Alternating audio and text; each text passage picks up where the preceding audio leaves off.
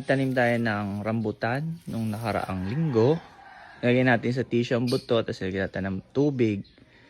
Tapos ilagay sa loob ng plastic. After a week, ito ang lumabas. So, bubuksan natin itong plastic para kunin na natin yung malaki ng sibol at ililipat natin dito.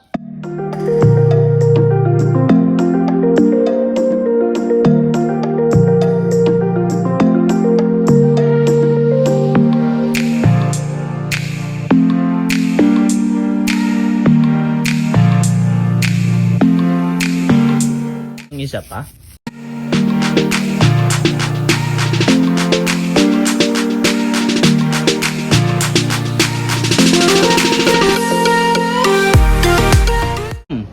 Yan o. Ay.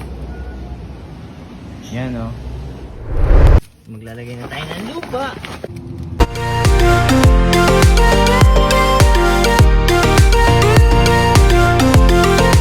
Tapos lalagyan natin ng konting ng pataba. Ito.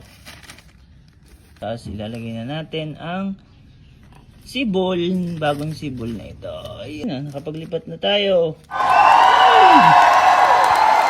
So, isang ka lang sa isang tabi. Kita nyo, ang dami na. Ito, pinasibol nating avocado. Ito ang atis. Diba? Tatanim sa isang araw.